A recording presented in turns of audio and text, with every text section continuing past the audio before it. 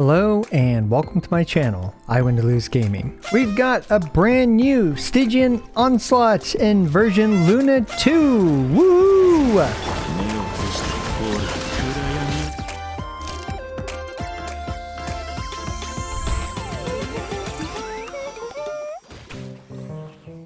So this Stygian Onslaught is a super interesting Stygian Onslaught because not only did we actually get buffed from that previous, I think it was just like a black ball thing.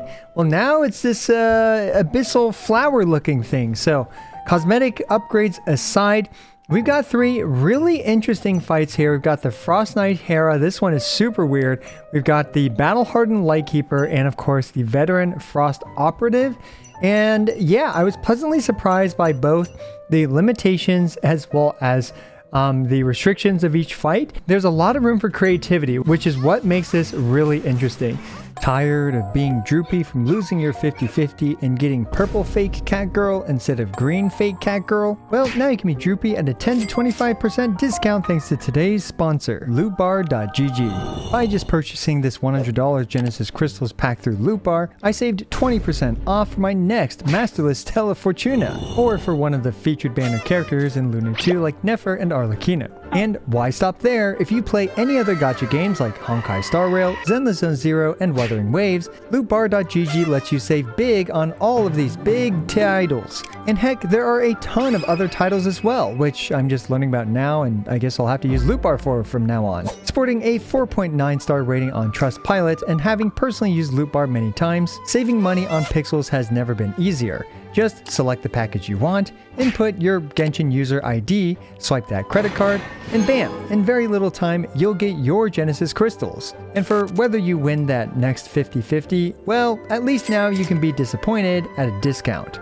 Just smash that link down below to start saving today. Huge thanks to Lootbar.gg for sponsoring today's video. Now, just as a very quick overview, as always, I want to remind you guys that difficulties 1 through 4 you can always co-op in order to complete. And it is only difficulty 5, Fearless, where you kind of need to sweat in order to get this one last feather plus a bit of Mora and EXP. I always say this every video, but in my opinion, don't sweat too much if you can't get this last feather. One extra feather is nice, but it is certainly not game breaking, nor is it worth spending a bunch of money on the characters in order to complete this. Now, with that being said, we will go through each of these bosses mechanics on Fearless, and then of course we will have a day 1 speedrun where I actually placed, I guess, 11th in the world, or at least according to the leaderboards on Akasha, which is pretty cool. So we'll take a look at those runs shortly.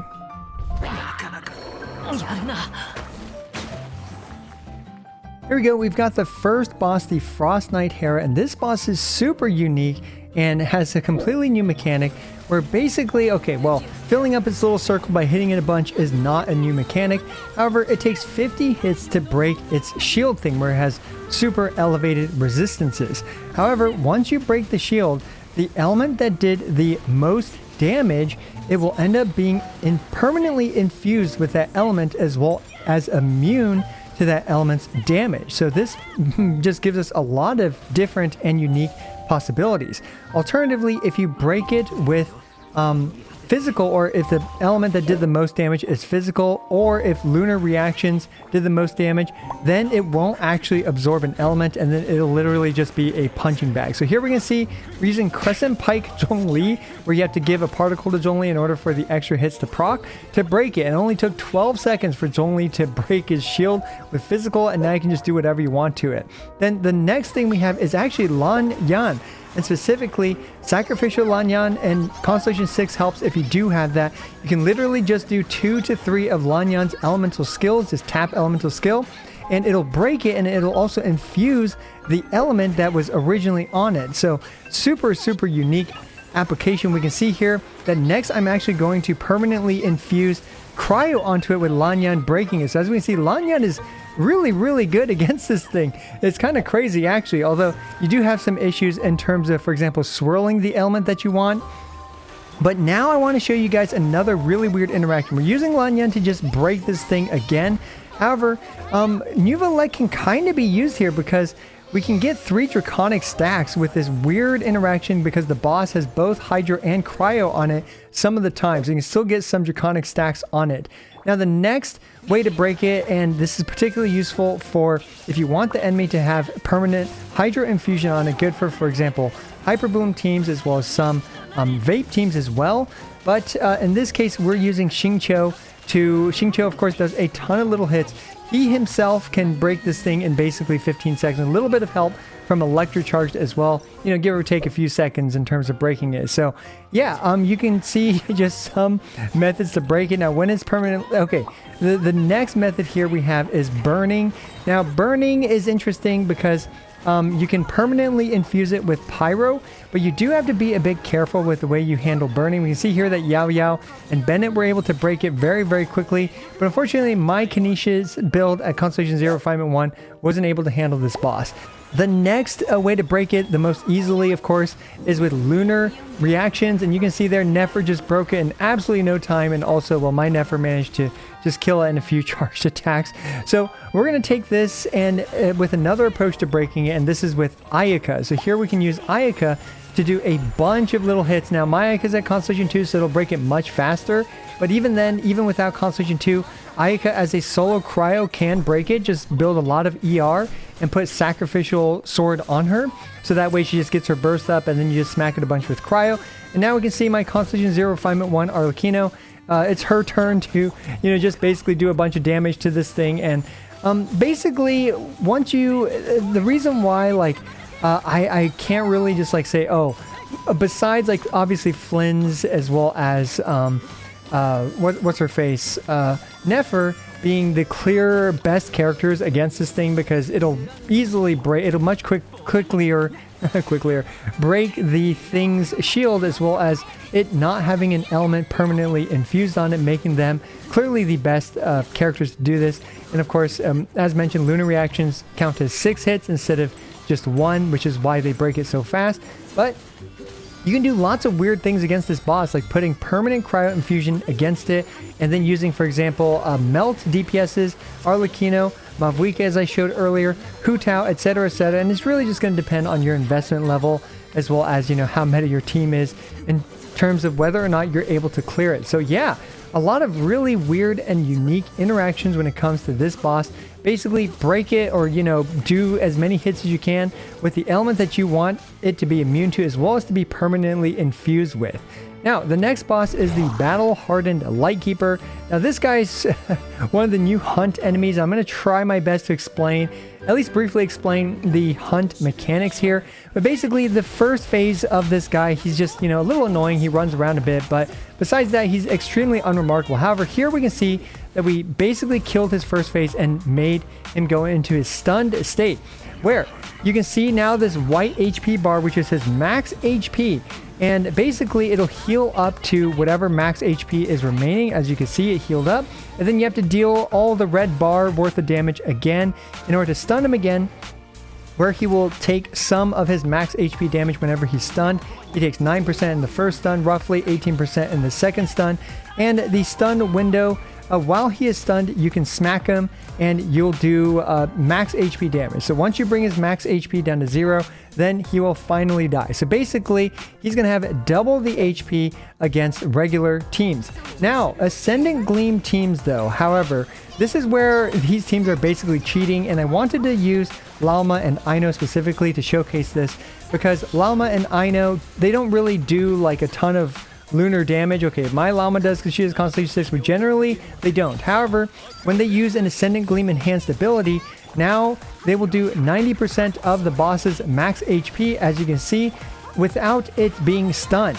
So in other words, Lauma or, you know, Ascendant Gleam teams, whether it's Nefer, Flins, or even Aino plus Ineffa as an example, they will indeed just be able to do basically skip the entire healing phase. And next you can see this next mechanic of the boss, where it summons 2 little adds, and you really want to either kill these adds or just kill the boss before it does this, but it will absorb the adds and heal some of its max HP, and you really don't want that. So as I was saying about Ascendant Gleam earlier, we can see here that now, in this case I showed you guys Lauma Ascendant Gleam team. Now this is my Flins team. Of course, now you can just see he's just going to do max HP damage against him regardless. Easily cooking it, but we can use a brute force approach instead with, for example, Skirk, and here's a bunch of teams as well on the screen for you guys to take a look at. Really, the main thing about this guy is the more DPS you can do against him, the better.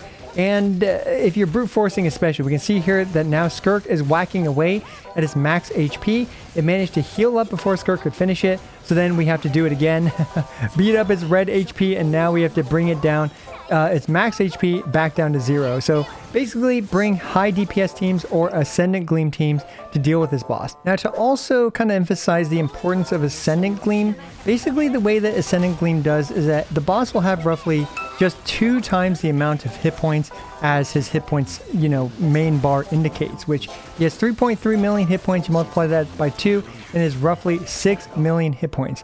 However, with other teams, non-Ascendant Gleam teams, typically you could see that number go up to around 9 million hit points, factoring in the reduced damage that you deal to his max HP without Ascendant Gleam, as well as factoring in the healing that he does for himself. So if you do have an Ascendant Gleam team, this is the guy to use it against. Now, this next boss is the Veteran Frost Operative, and this boss is a pretty fun, or okay, not really fun, but pretty bland boss in my opinion. Basically, it puts a unique shield on herself, and it also does this attack where you can see that it sacrificed a bit of its health, and then the first hit will heal it back up. So we can see here, you want to dodge this attack, the first hit. Second and third hit, you don't have to dodge, although, you know, you probably should anyway. But yeah, then that way, you know, the boss will just lose a bit of her HP. Now, what makes this shield unique, and you'll see here, well, actually not really, but not in this specific fight, but you'll see that the shield actually does not allow you to vape or melt against her, even if the proper elements are on her, at least not from my observations. So because of that, you really want to rely on raw damage and or you know, bringing its shield down with raw damage, and then relying on reactions like melt or vaporize after you do that, or just, you know, stick with a raw damage team. Like, for example, in this showcase, Arlecchino Overloaded just completely dumpsters this fight because she also applies a bunch of Bond of Life to you, to nearby enemies as well. You can see that my Bond of Life is super high. So because the Bond of Life is just, you know, super high against this boss, that means that also healers are pretty scuffed, because healers aren't able to, well, obviously heal against this thing. That also means that Furina is also pretty scuffed against this fight. So also the Marichasi Hunter, you're probably going to want to avoid using the Marichasi Hunter against this specific boss. So we can see here that this Arlecchino, my Constitution 0 Refinement 1 Arlecchino Overloaded team is absolutely dumpstering this boss.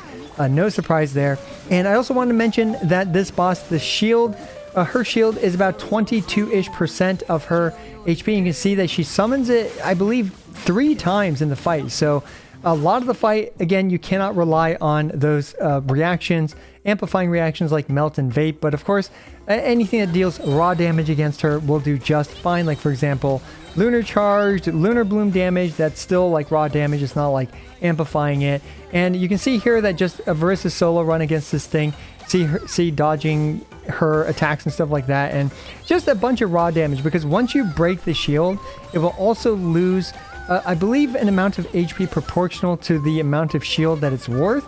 I believe it's like a 1-to-1 even ratio. So in other words, you're basically it's fine if the shield goes up as long as you can break through it with raw elemental damage. So we can see here some team suggestions that I've put. Obviously the Ascendant Gleam, Flins, Nefer teams that excel in raw damage, like Arlecchino Overloaded and other overloaded DPSs. And also, of course, you know, you can do things like Mavuika Melt, because Mavuika's pyro damage, raw pyro damage, will be able to muscle through her shield. And then there are some other raw damage focused teams as well. I personally didn't test Xiao and, you know, Aino DPS characters. And also you should avoid cryo DPS characters against this boss, because it does heavily resist cryo.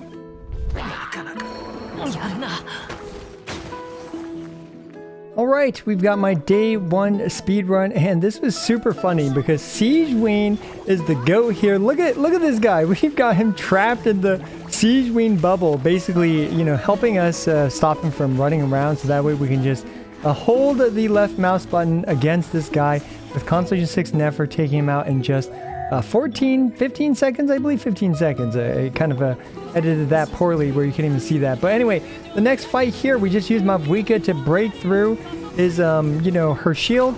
And then I realized that the fights are out of order, but oh well. Then 2 chomps from Mualani is able to take her out in 12 seconds. Then we have Flins versus this guy. Now, unfortunately, this is where I think my time can improve the most. I'm not able to single cycle this with my Flins. It is what it is. But hey, I tried my best. But we can do, obviously, just a ton of damage against this thing with Flins' team here. And we can see here that it is indeed going to take another mini cycle in order to finish off the boss. Now, had I had enough energy recharge or something, maybe I'd be able to squeeze out his mega burst as well to take it out. But alas, it is what it is. 53 seconds for this Stygian Onslaught, which actually puts me, I believe, 11th in the world as of editing this video, which is pretty cool. And yeah, just the day 1 speedrun.